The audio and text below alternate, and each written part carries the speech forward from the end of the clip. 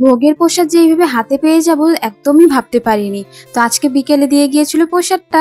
আমাদের এখানে কীর্তন হচ্ছে, বেশ অনেকদিন হলো শুরু হয়েছে পূজাটা। তো আজকে পুজোটা সমাপ্ত হলো, আর তার সাথে হলো এখানে আমাদের বাড়িতে ভোগের প্রসাদটা আর কি দিয়ে যাচ্ছিল। নমস্কার বন্ধুরা, আমি দিয়া আমার একটি নতুন ব্লগ ভিডিওতে তোমাদের সবাইকে অনেক অনেক স্বাগত জানাচ্ছি। আশা করি সবাই ভালো আছো, সুস্থ আছো। আমি অনেক অনেক ভালো আছি, সুস্থ আছি।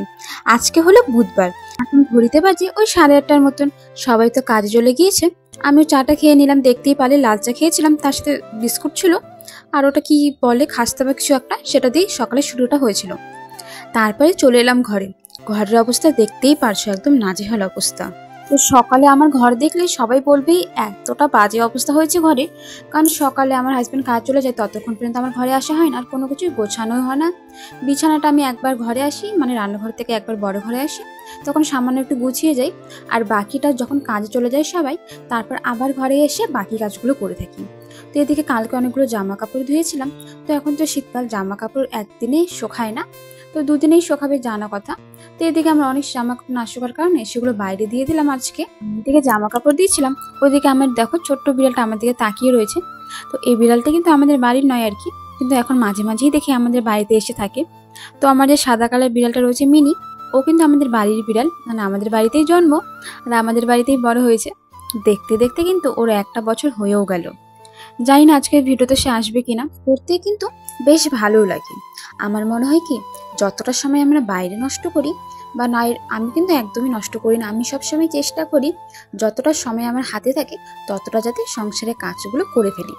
বেকার বাইরে বসে গল্প করে আড্ডা দিয়ে কিন্তু একদমই সময় নষ্ট করার কোনো মানেই হয় না।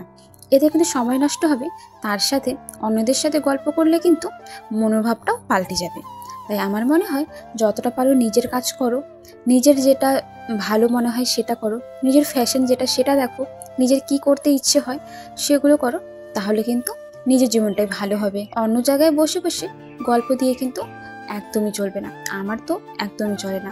আমি সবসময় চেষ্টা করি নিজের কাজগুলোকে গুছিয়ে গুছিয়ে করে রাখার। তাহলে হঠাৎ করে যদি বাড়ি থেকেও চলে আসে, তাহলে যাতে দেখে একদমই মনে না হয় কোনো কিছু অগোছালো রয়েছে, সবকিছু দেখে যাতে একদম পরিপাটি মনে হয়। তার সাথে আমার ছোট্ট চ্যানেলটি সাবস্ক্রাইব করে নিও, যাতে আমি নতুন নতুন ভিডিও আনলে তোমাদের কাছে সেই ভিডিওটি প্রথমে পৌঁছে যায়। আর এইদিকে যে দেখতে পারছো, খুব সুন্দর কিন্তু মনে হচ্ছে ওপর থেকে, কিন্তু এর ভেতরে আমি রেখেছি আমাদের জুতোগুলো, মানে আমার এবং আমার হাজব্যান্ডের জুতো। কারণ এগুলো রাখার মতন জানো তো কোনো জায়গা নেই আমার কাছে, মানে শু ক্যাবিনেট নেই। আর এমনি কোথাও রেখে দিলে কিন্তু বেশ খারাপ লাগে। আর ঘরের মধ্যে যেহেতু ছোট্ট ঘর, এইভাবে জুতো যদি ছড়িয়ে ছিটিয়ে রাখি দেখতে খুবই বাজে লাগে।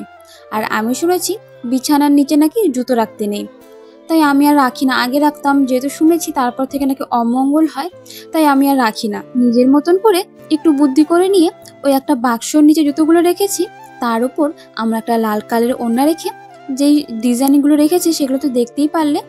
হয়তো তেমন একটা দামি জিনিস বা সৌন্দর্য নেই, কিন্তু আমার কাছে এটাই কিন্তু অনেক দামি এবং অনেক সৌন্দর্য, মানে আর কি আমার মনে হয় আর কি, সেটাই তোমাদের বললাম। তোমাদের কেমন লাগছে সেটা কিন্তু আমাকে জানিও, কারণ তোমরা যদি আমাকে না জানো তাহলে কিন্তু আমি বুঝতে পারবো না আমার ভিডিওগুলো ভালো হচ্ছে নাকি খারাপ হচ্ছে। তার জন্য তো তোমাদের একবার বলতে হবে, তাহলে আমাকে জানিও কিন্তু। আর এদিকে জানো তো এই জিনিসগুলো ওই প্রত্যেক দিন ওই একবার করে যদি সময় পাই পরিষ্কার করে রেখে দিই। ওই বাইরের উঠোনটা তো আমাদের মাটির, তো ধুলো এসে জমা হয়ে যায়, আর কালো কালার উপর দিয়ে সাদা যে ধুলগুলো পড়ে না, সেগুলো দেখতে খুবই বাজে লাগে। আর এখন তো ঠান্ডা ঠান্ডা শুকনো শুকনো হাওয়া দিচ্ছে, আর পুরো ঘরেই এভাবে কিন্তু ধুলোগুলো উড়ে যাচ্ছে। সংসারের কাজের ফাঁকে কিন্তু নিজের খেয়াল রাখাটা কিন্তু একদমই ভুলো না। সব কিছুই করো কিন্তু বন্ধুরা, আমি তো করে থাকি। আমি যেহেতু সব কিছু করে থাকি, আর তার সাথে প্রত্যেকটা জিনিস কিন্তু সুন্দর করে গুছিয়ে রাখি। আর এদিকে যেটা দেখতে পারছো না, এটা কিন্তু বালাপোষ। তো বালাপোষ রাখার মতন তেমন কোনো জায়গা নেই, তাই আমি ভাবলাম শোকেসের ওপর রেখে দিই, রাত্রেবেলা যখন হয় তখন আবার বিছানায় নিয়ে নিই ঘুমানোর জন্য। আর যখন শীতকাল চলে যাবে, গরমের দিন পড়বে, তখন এই বালাপোষটাই কিন্তু আমি বিছানার মধ্যে পেতে নেব। এইভাবেই কিন্তু মধ্যবিত্ত সংসার চলে যায়। সব কিছু টুকিটাকি জিনিসগুলো জোড়া দিয়ে কিন্তু ভালো লাগে, কারণ সব কিছুর জন্য কিন্তু টাকার দরকার।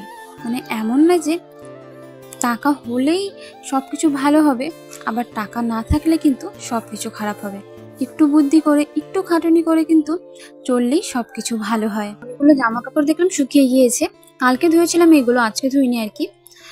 তাই এখন গুছিয়ে রেখে দিচ্ছি, পরে না সময় পাবো না। দেখে মনে হচ্ছে কাজ তেমন একটা নেই, কিন্তু করতে গেলে কিন্তু অনেক কাজ রয়েছে খুঁটিখাটি। সব কিছু তার ভিডিওতে দেখানো যায় না, তাহলে ভিডিও কিন্তু বেশ বড় হয়ে যাবে। একটা ভিডিও দেখে মনে হবে যেন একটা মুভি দেখে নিচ্ছ। তার জন্য সবসময় চেষ্টা করি যতটুকু দেখানো যায় ততটুকুই দেখানোর, নাহলে ভিডিও যে বেশ বড় হয়ে যাবে এবং তোমরাই কিন্তু নিজেরাই বিরক্ত হয়ে যাবে। এদিকে সবগুলো কাজগুলো করছিলাম, আর আমার শ্বশুরমশাই গিয়েছিলেন রেশন আনতে। তো রেশন নিয়ে উনি চলে এসেছেন। তো ভাবলাম রেশনের জিনিসগুলো আগে আমি ঠিক জায়গা মতন গুছিয়ে রাখি, তারপর বাকি কাজগুলো করব। রেশন আজকে দিয়েছিল আতপ চাল আর আটা, কিন্তু আতপ চালগুলো প্রথমে আমি বাছছিলাম বাইরে বসে বসে, কিন্তু একদমই ভালো ছিল না, জানো তো, খুবই পোকা ছিল। তার জন্য চালগুলো বিক্রি করে দিতে হয়েছিল। আর কিছু চাল রয়েছে, দেখা যাক বাকি চালগুলো খাওয়া যাবে কি না, কিন্তু আটাগুলো দিয়েছিল সেগুলো খুব ভালো ছিল। তো সেগুলো সুন্দর করে গুছিয়ে রেখে দিলাম। এরপরে কিন্তু আরো অনেকগুলো কাজ রয়েছে। নাম করে গোপাল সেবাটা তো দিয়ে নিলাম, তারপরে দেখলাম ঘড়িতে প্রায় 2টো বাজলো বলে, তারপরে তাড়াহুড়ো করে এদিকে একটু কাজ করে নিচ্ছিলাম। এটা আবার তোমাদের দাদাভাইয়ের খুবই পছন্দের একটি জিনিস, তাই ভাবলাম এটা তৈরি করে নিই, তারপর বাকি কাজগুলো করব। এদিকে কিন্তু এটা তৈরি করছিলাম, ঠিক তখনই কিন্তু বাইকের আওয়াজ পেলাম। বুঝে গেলাম যে হাজবেন্ড চলে এসেছে। তার জন্য একদম তাড়াতাড়ি করে সবকিছু রেডি করে নিয়ে তার জন্য ভাতটা বেড়ে নিলাম। সকালে রান্না করেছিলাম একটা চচ্চড়ি, ভাত তো ছিলই, তার সাথে ধনেপাতা বাটা ডাল করেছিলাম। ধনেপাতা বাটা তাকে আর দেইনি, ডালটা দিয়েছিলাম, কারণ ঠান্ডা হয়ে গিয়েছিল তো ধনেপাতা বাটাটা আর গরম করা হয়নি। আর বারবার একই জিনিস খেতে ভালো লাগে না, এই ঠান্ডার মধ্যে একটু গরম গরম জিনিস আর আলাদা আলাদা জিনিস হলে কিন্তু খেতে বেশ ভালো লাগে। তো সবকিছু গিয়ে তাকে দিয়ে আসলাম। তারপরেই আবার কিন্তু বিকেলে যেটা এসেছে তা হলো ভোগের প্রসাদ। আমাদের এখানে কৃষ্ণ পূজা হচ্ছে, মানে কীর্তন হচ্ছে কয়দিন হলো, সেই প্রসাদটা কিন্তু দিয়ে গিয়েছিল। আমরা সবাই মিলে প্রসাদ খাই। তোমরা ভালো থেকো, সুস্থ থেকো, সবাইকে টাটা। পরে একটা ভিডিওতে সবার সাথে আবার দেখা হবে। আর আমাকে কিন্তু কেউ ভুলো না, আমার কথা অবশ্যই মনে রেখো। টাটা।